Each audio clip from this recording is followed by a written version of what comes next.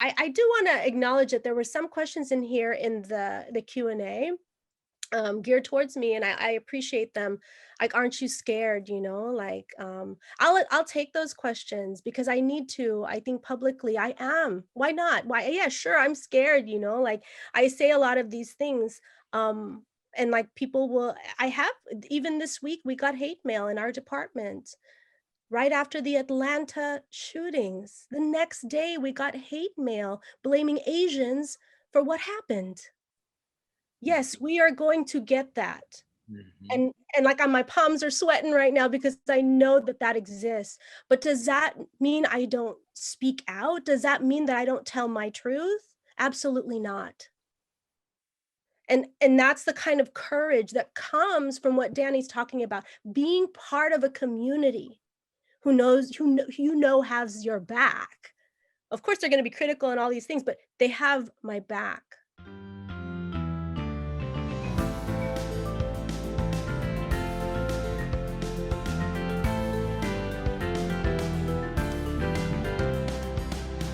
Greetings, Unhidden Voices family. Welcome to episode 28. This episode is taken as an excerpt from the 27th Annual Multicultural Education Conference. We felt compelled to share it with you because we stand in solidarity with our Asian and Asian American sisters and communities against hate. This is Dr. Allyson Tintiangco-Cubales, who is a professor of ethnic studies, and this is her presentation at the conference. Please listen, please learn, and please amplify it. My name is Allyson Tintiangco-Cubales, and I come to you from a land stewarded by Ohlone people. I am a visitor. I am the daughter of retired parents who were immigrants. My dad was a janitor. My mom was a bookkeeper at a garbage company. I am Ilocana and Tagalog. Yes, my family were immigrants from Moncado, Tarlac, Lipa City, Batangas. And some people call that place the Philippines. The Philippines, which was invaded by Portuguese, Spanish, and American colonists. The Philippines, who has an economy that continues to be fed by human trafficking. And that's why this week has been very difficult for me. Philippines, where activists are killed for speaking out on fascism and government-sanctioned violence. That's where I come from. I was born here in the United States, which means I'm a Pinay. I'm a professor of ethnic studies at San Francisco State University, and I'm the founder and one of the directors of Pinay and Pinoy Educational Partnerships. A lot of people call it PEP. You may have some PEP people in your life, and they are amazing people. PEP is a grassroots ethnic studies K-12 educational community. I'm also one of the co-founders and directors of Community Responsive Education. That work I've been doing for a couple of decades now, but Community Responsive Education started about 5 years ago. I have to say, and Danny, thank you for encouraging us to tell our counter stories. For without you, I don't think I would have the courage to tell the stories that I tell. Part of my counter story is that I am a mother of a 17-year-old movement artist, and I'm also the partner to a teacher and administrator at a public high school here or in San Francisco.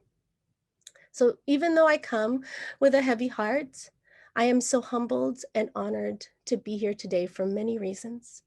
I have a lot to share, and I will go through some things, but before I go deep into it, it is really important for me to give a land acknowledgement. I think key to my development as an ethnic studies scholar is my acknowledgement of the land that I'm on and the people who have stewarded this land. So I acknowledge that I am on unceded ancestral land, the homeland of the Mukwekma Ohlone, who are the original inhabitants of Fremont, California.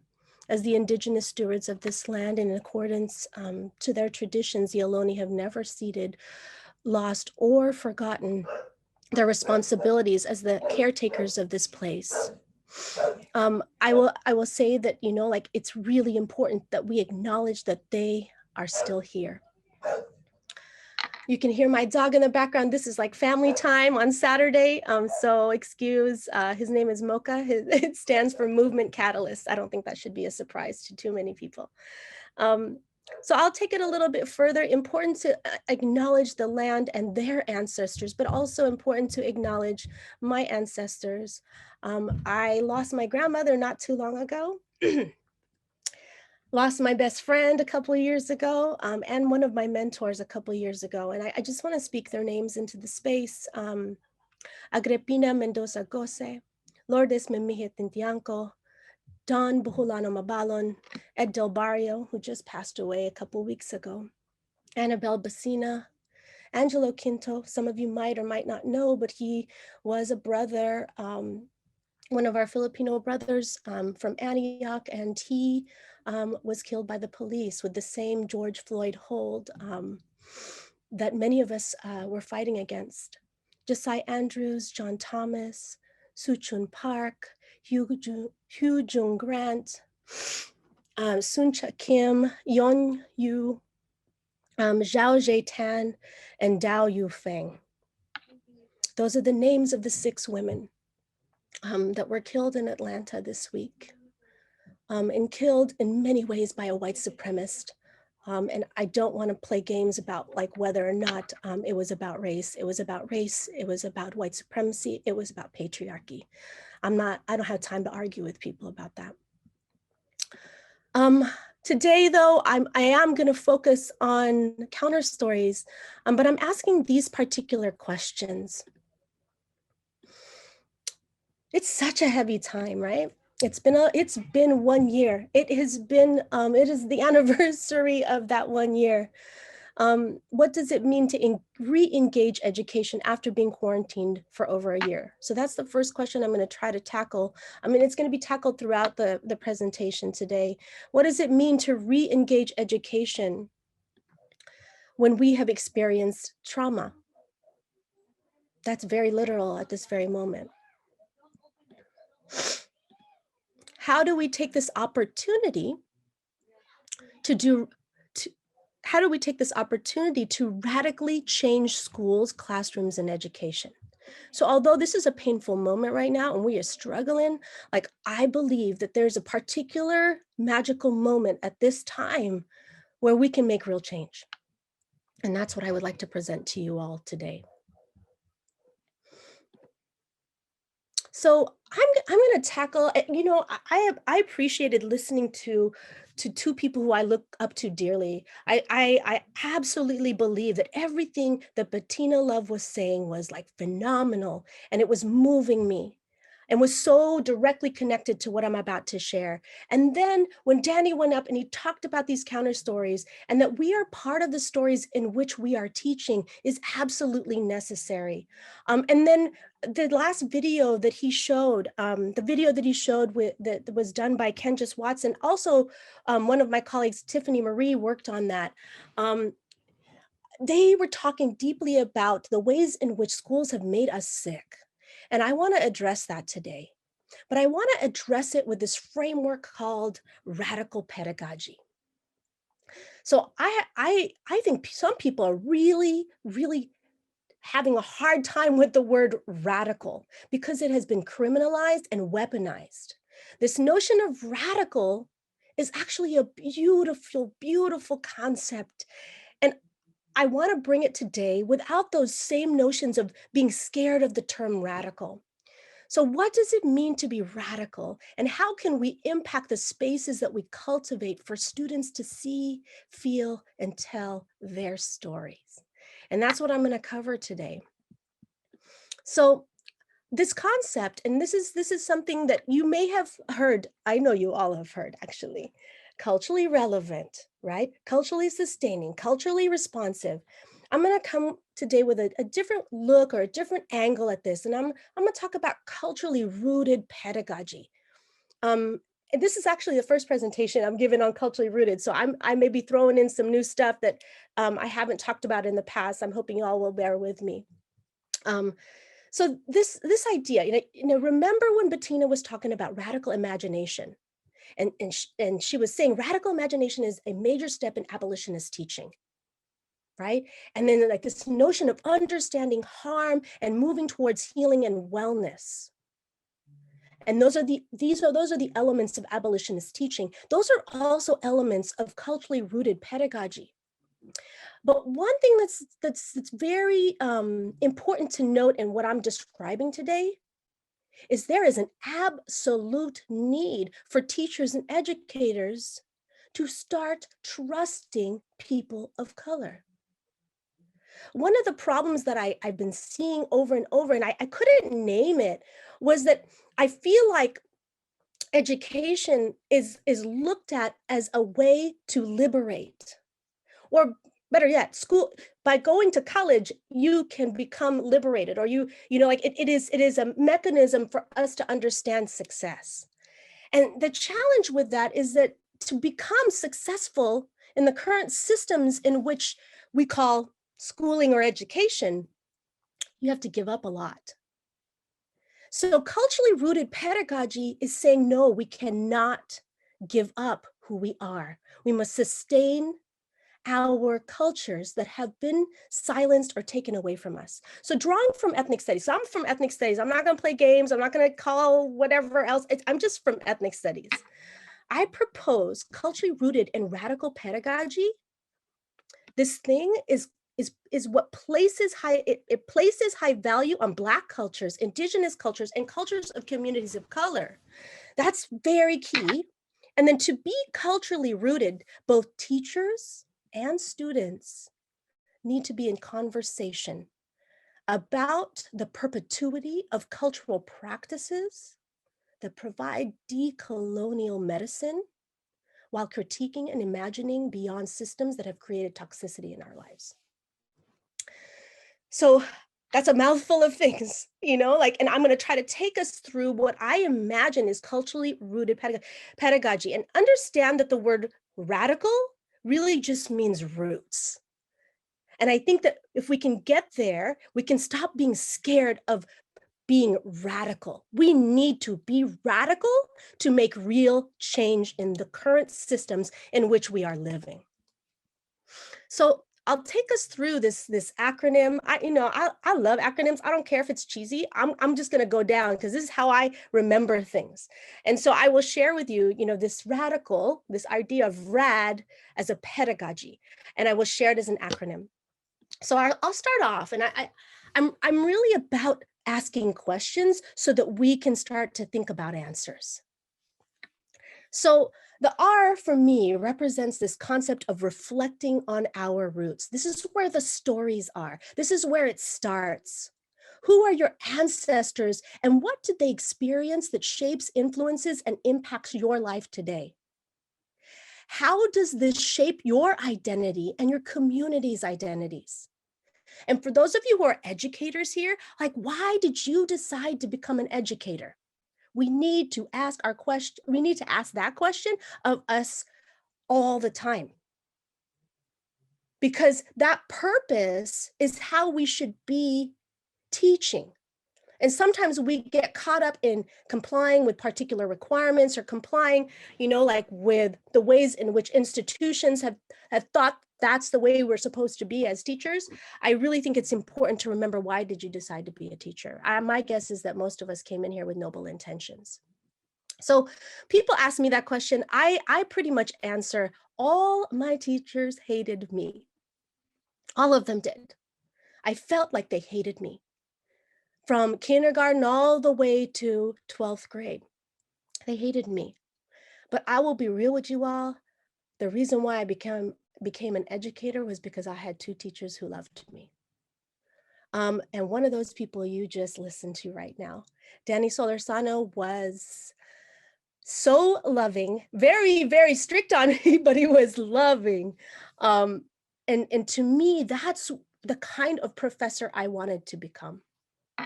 Before Danny, I had this professor. It was my first ethnic studies professor at Ohlone College, of all places. His name was Ramon Ledesma Quesada.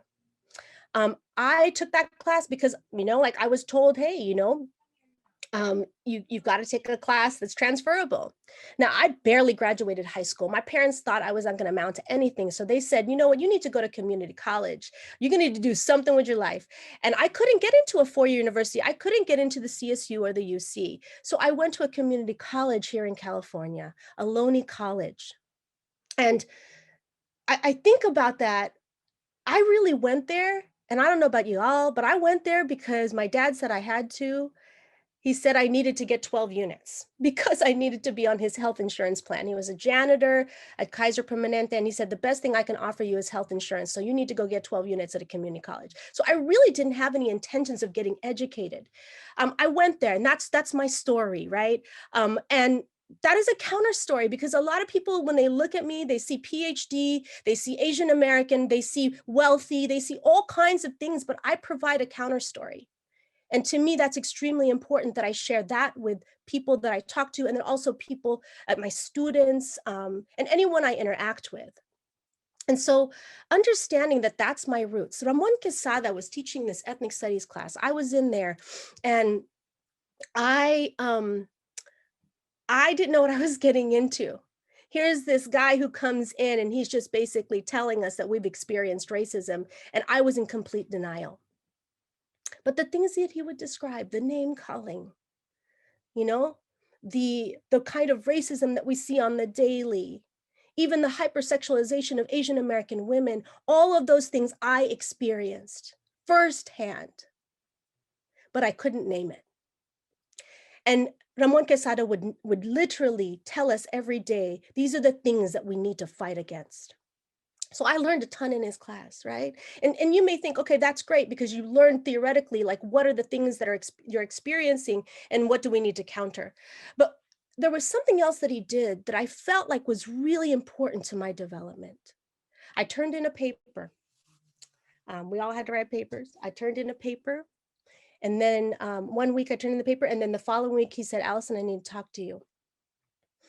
And I was scared because everybody who said, I need to talk to you in my educational experience usually would, get mad at me, or I knew I was in trouble, right? And so basically, I went up to him after class and I said, so what did I do?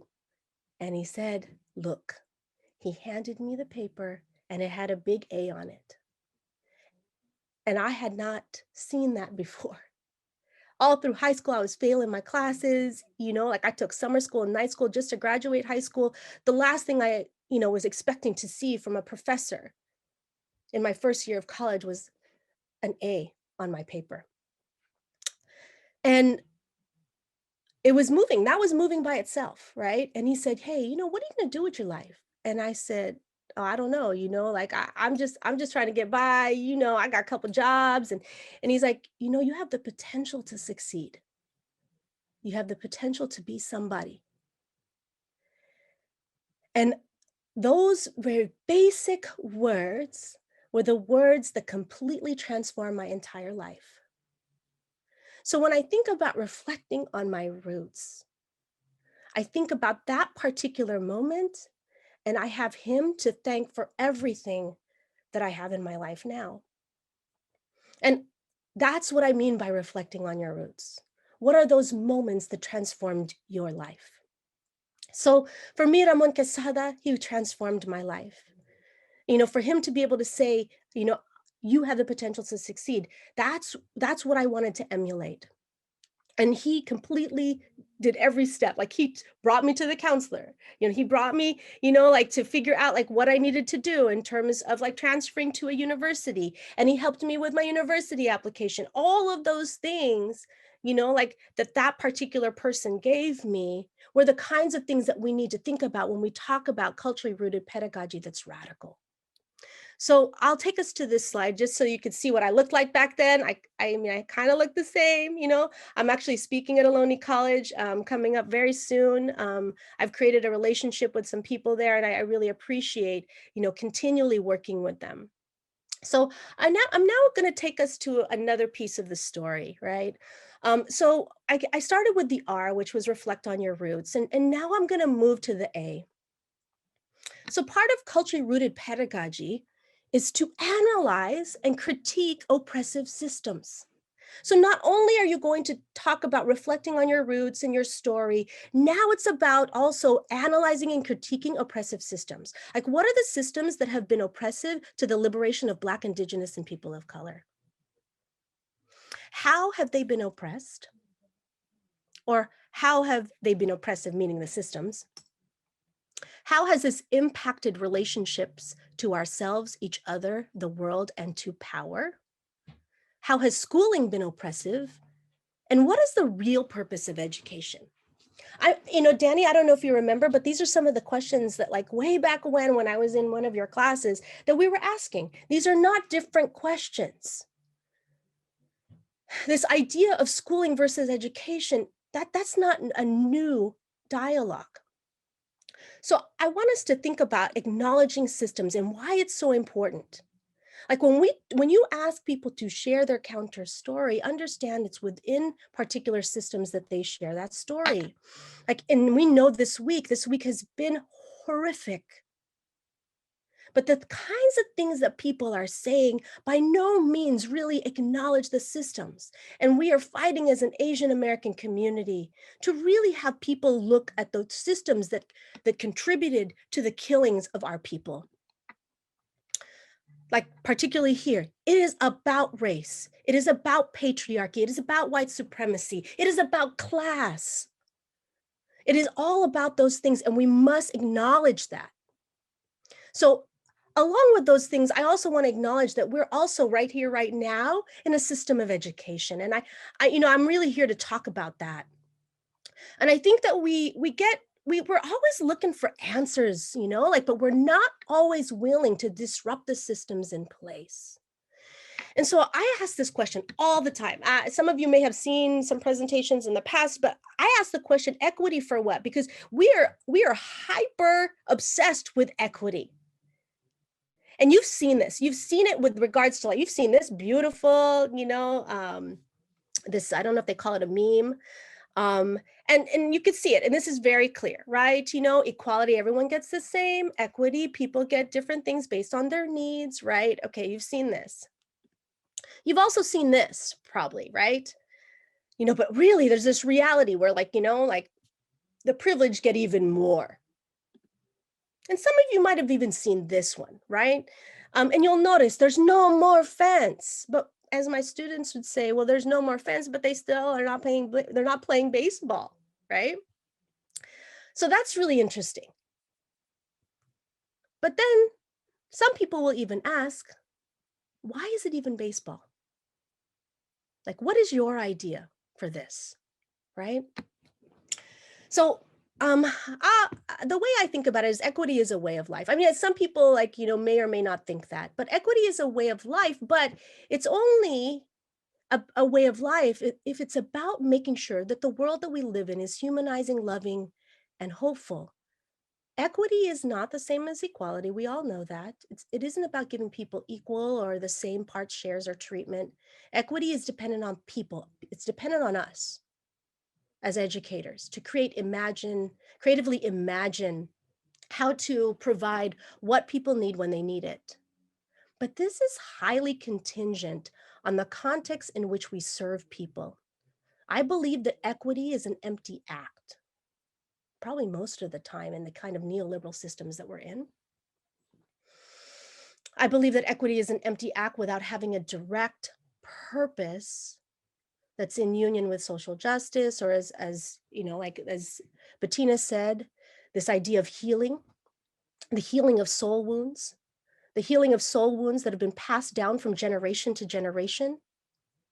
It's so important that we then pair this with what Bettina called Black love, this idea of liberation and joy.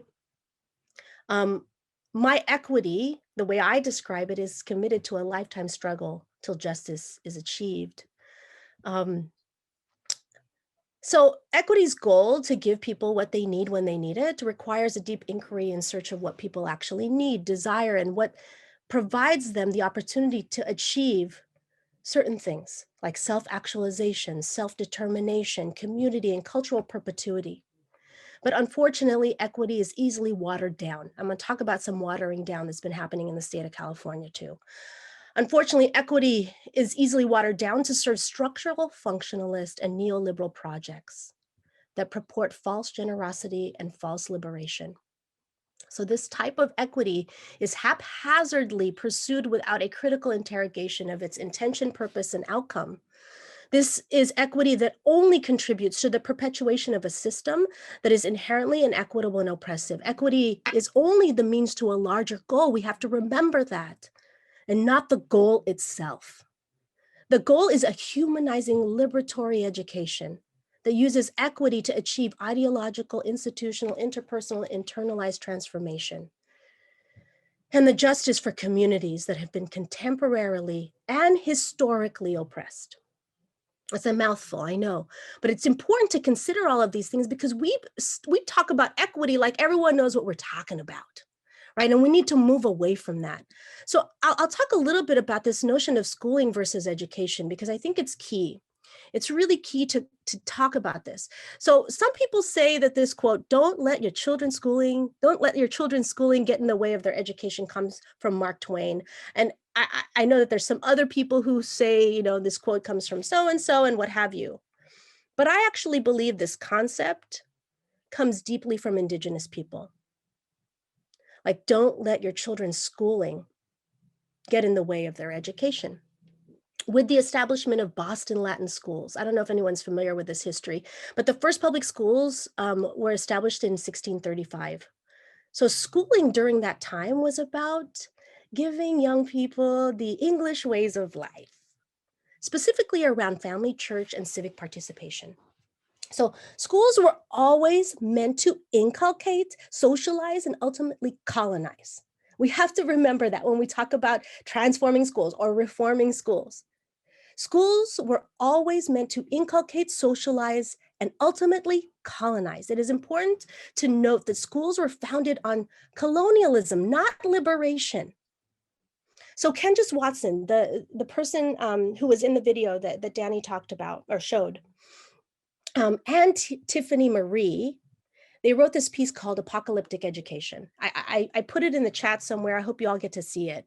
But they remind us that the purpose of establishing schools for Black people in the 1800s was to produce a docile slave class, and to quell the possibilities of Black rebellion. Now, that's no different than what was happening in the Philippines. That's no different than what was happening with Indigenous people. So Tiffany Marie and Candace Watson posit, one could argue, let me make sure I can pull that quote up for you all, if you could see the quote. One could argue that within a framework of schooling, the Black body is only legible through suffering and death. So we wonder why Black people are failing in these systems that were actually meant for them to fail. These schools became the model for the scaling and spreading of colonialism amongst Native Americans and throughout the globe, like I said, including the Philippines. Liberatory education must first understand the complex and transnational relationship that schooling has within and beyond the borders of the United States. Just as you might know my colleagues, Eve Tuck and Wayne Yang, they cautioned us about this notion of don't talk about decolonization as a metaphor. I want to also say don't talk about liberation as a metaphor either. Of course, we know the story of schools. I hope we all know the stories of schools. As time went on, schools became the acceptable authority and holders of all formal education, and began to gain significant power in predicting the life outcomes of students. Schools were then weaponized, literally weaponized, to give power to race, gender, class as social determinants. The power of schools was to establish measurements, which would then place numerical value on the quality of work submitted by students and in turn proved their worthiness, which later became the basis for the American exceptionalism. Now, this is a little bit tough because many people on this call, actually all of us, are giving grades. And that's a problem. Imagine that we're currently using the same grading system that was established by Yale's president, Israel Gales, in 1785. We're using the same system to give grades, a system that claimed to be objective because it was based on teachers' opinion, and one that competitively ranked students' ability to assimilate and regurgitate what they are being taught. That's how we grade students. It should not be a surprise when students of color, specifically Black and brown youth, struggle in school. The education in schools was never meant for them to provide them an opportunity to thrive. Its purpose was clearly and openly about measuring their ability to be controlled, obedient, socialized into good Americans, which equated becoming more white. So I think about all of this, and it's heavy, this discussion, because this is actually the system in which we're talking about right now. And so when I say analyze systems, I'm really talking about the systems that we're actually working in, that we're living in, and education is one of those. As my colleague Jeff Duncan Andrade often says, schooling is a process by which people are taught to accept their position in life. But there is a chance, folks. I believe that there's a chance. Education can be a process by which people are taught to transform schools. So those things are different. Schools and education are different in my mind. And I think we really have to stop equating those things as the same thing. So important, right? So then that brings us back, to let me pause here, to this question, equity for what? So if we're going to continue to fight for equity, even post-pandemic, or I don't know if that's such a fun concept, this idea of post-pandemic or post-trauma, we have to really think about, why are we fighting for equity? For what reasons? So I'll take us to the D. Let's see, right here. This is the last part of my presentation, but it's a heavy part, so take a breath, everybody. I believe that this part, the last part of this acronym is about determination, self-determination. Determine and do take action. What types of actions need to be taken to both determine your actualization, but also determine your community's actualization?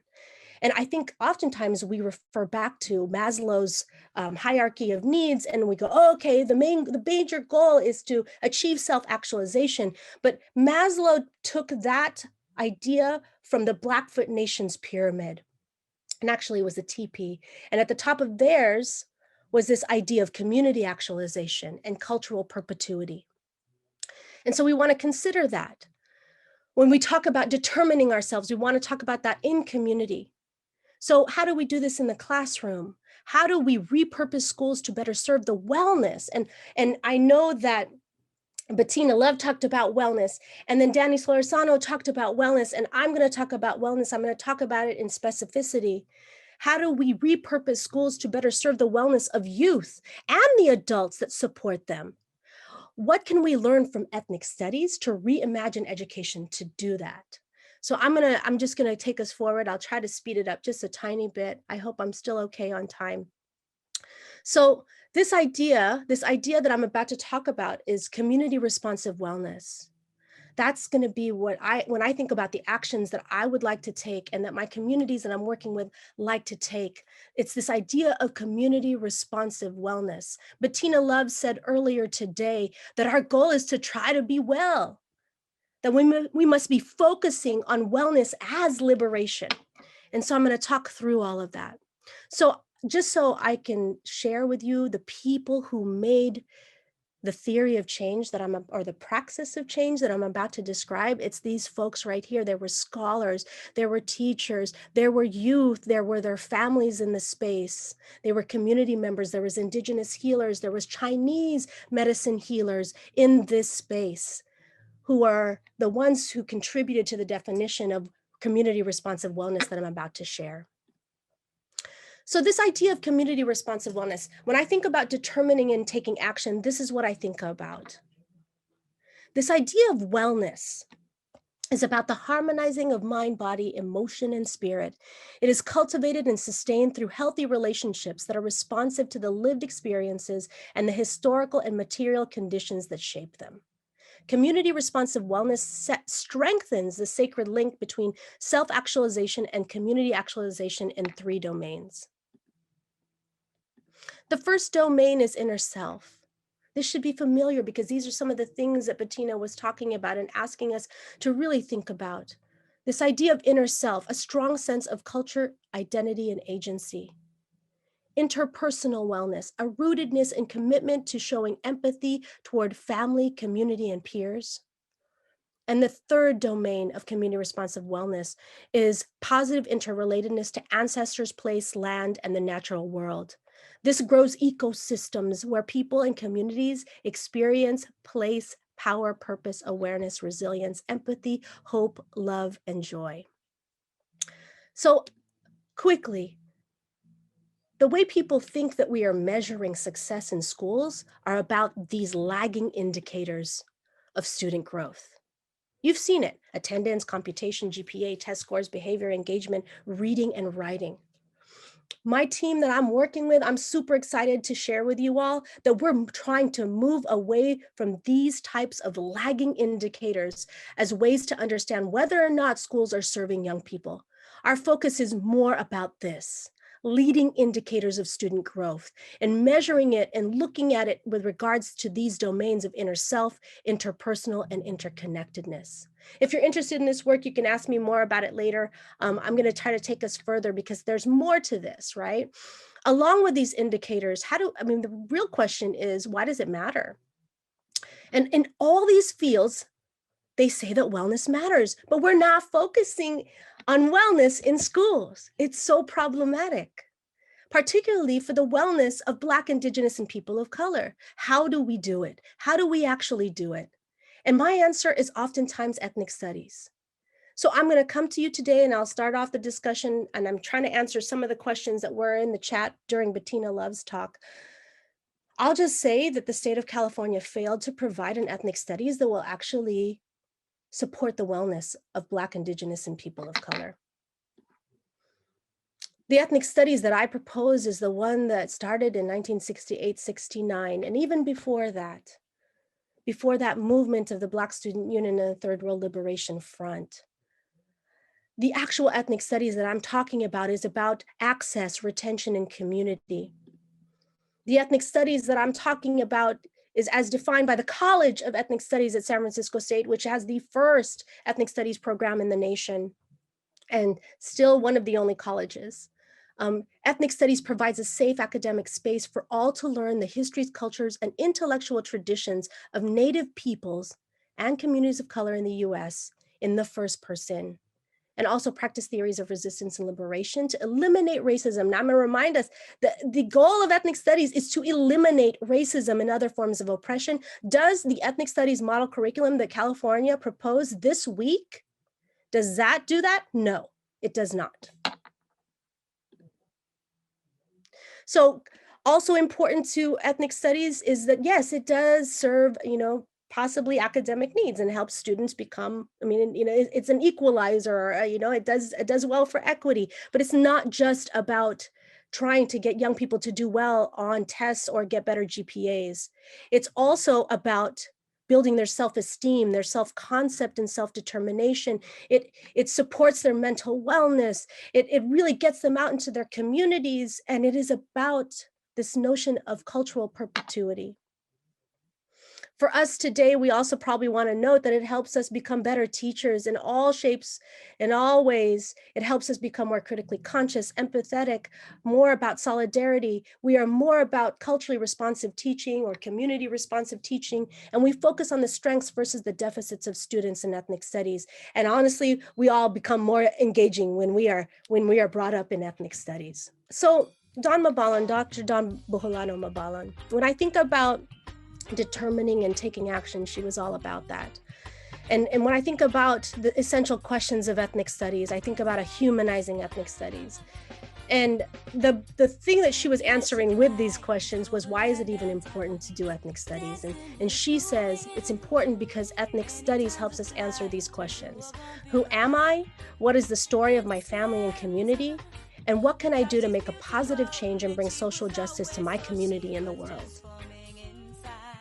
And I think about all these questions, and I think about me as a teacher, and I'm like, do I teach in a way where my students feel like they can answer those questions? And then I also think, why do people think this is so dangerous? Because it's radical. It is quite radical. And when people actually can answer some of these questions, it's scary for people in power. And ethnic studies speaks truth to power. And that's what makes it so radical. So it is our responsibility to radically re-engage schools by reimagining the purpose of education, where wellness is at the center. And the way to do that for many of us is ethnic studies. So these are like all the questions together, right? This idea of reflecting on your roots, analyzing and critiquing oppressive systems, determining and do take action. I wanted to make sure I got it on a slide in case many of you wanted to take a screenshot. Important that these things, you don't just do one of them, you do all of them. And it's a process, right? And there's a process that you do, and you do over and over again if you want to practice culture-rooted pedagogy. And so I just want to thank you all for the opportunity to share with you some thinking that I've been doing recently. And I'm excited to be in dialogue with all of you. Unhidden Voices family, thank you for listening. Thank you for your attention. And we again want to thank Dr. Allyson Tintiangco-Cubales for her presentation. If you are interested in learning more, visit the webpage for the 27th Annual Multicultural Education Conference, and you can find the entire presentation at the conference unedited. In addition, we are again want to reiterate our support of the Asian and Asian American community, and that we stand in solidarity with you against hate. Thank you for listening, thank you for learning, and we hope that you amplify this conversation. Okay, that's normal. Those are normal, not severe side effects. Severe to me is when your chest is tightening, you can't breathe, you go to the emergency room. You go to the emergency room for that. Any tingling, little mild tingling you may have, these are not listed